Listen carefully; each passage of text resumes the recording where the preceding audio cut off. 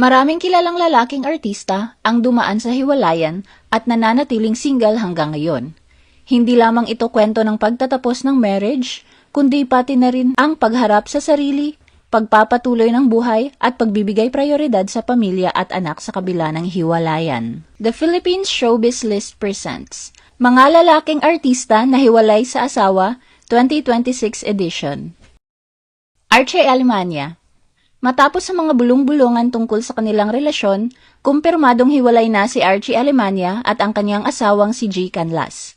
Ikinasal sila noong October 27, 2018 matapos muling magkabalikan, ngunit kalaunan ay nagbago ang kanilang pagsasama. Noong February, ibinahagi ni G na isa na siyang solo parent. Sa panayam niya noong March 3 sa Fast Talk with Boy Abunda, tuluyan niyang inamin na hindi na sila magkasama ni Archie.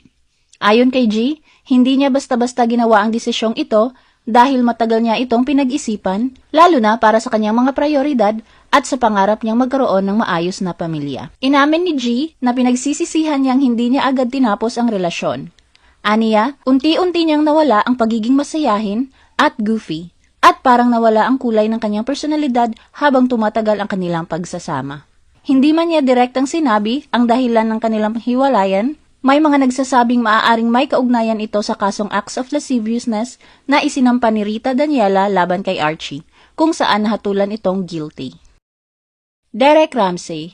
Noong November 2021, pinakasalan ni Derek Ramsey si Ellen Adarna matapos ang kanilang whirlwind romance. Nagkaroon sila ng isang anak na babae na si Liana. Sa simula, madalas nilang ibahagi sa publiko ang masasayang sandali ng kanilang pamilya kahit may mga chismes sa social media tungkol sa estado ng kanilang relasyon.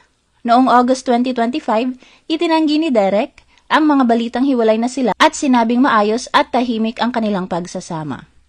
Gayunpaman, habang papalapit ang unang kaarawan ni Liana noong October 2025, napansin ng mga netizens na hindi dumalo si Derek sa selebrasyon, na lalo pang nagpasiklab sa mga haka-haka tungkol sa kanilang relasyon. Kalaunan, sunod-sunod na naglabas ng pahayag sa social media si Ellen, kinumpirma niyang hiwalay na sila ni Derek mula pa noong November 2025.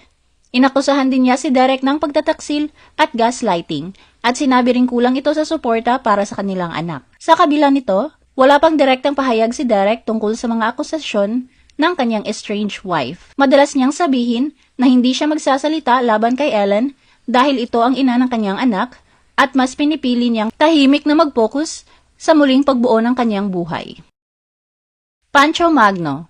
Ikinasal sina Pancho Magno at Max Collins noong December 2017 at nagkaroon sila ng isang anak na lalaki na si Sky Anakin na ipinanganak noong 2020. Noong 2021, lumabas ang balitang hiwalay na sila ngunit nanatiling tahimik ang dalawa tungkol dito.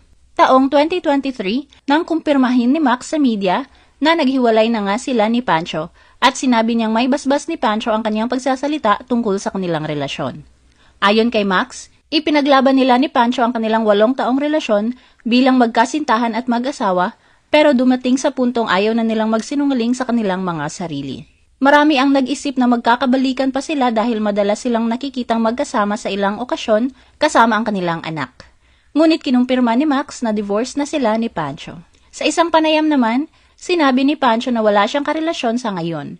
Inamin din niya na kahit hiwalay na sila, nananatili ang pagmamahal at respeto nila ni Max bilang magkaibigan at patuloy silang nagkakasundo at sumusuporta sa isa't isa para sa kanilang anak. Eric Fructuoso. Sa isang panayam noong 2021, inamin ni Eric Fructuoso na hiwalay na sila ng kanyang non-showbiz wife na si Gian matapos ang 16 years na pagsasama.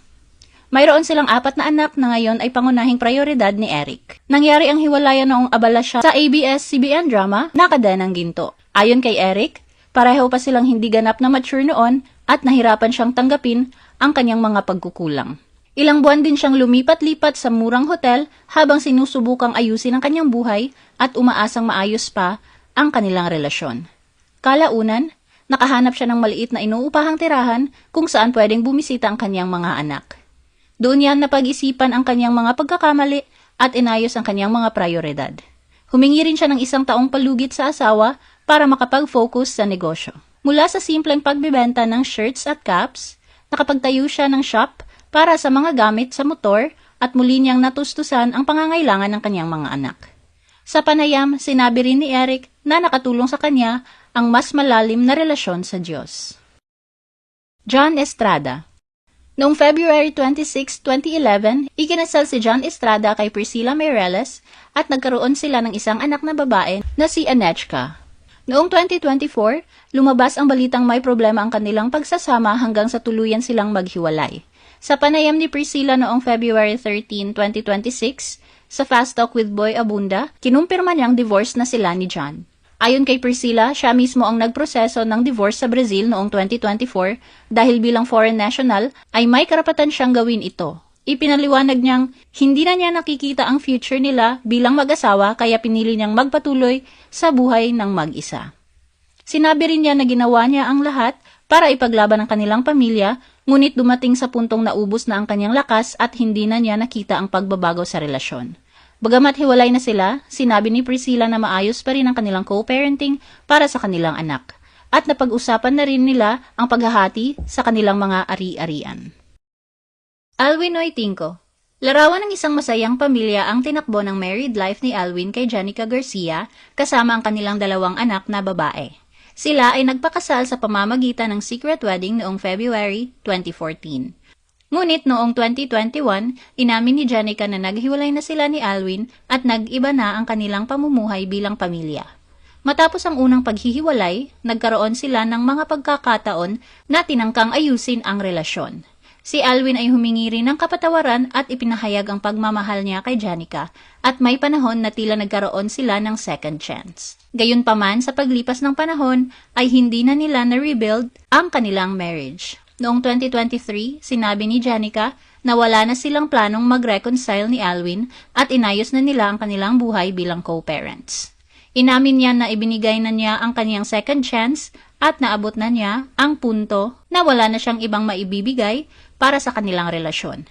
Tulad ni Janica, walang napabalitang bagong karelasyon si Alwin at parehas na nakatuon ang focus nila sa kanilang mga anak at career. James Blanco.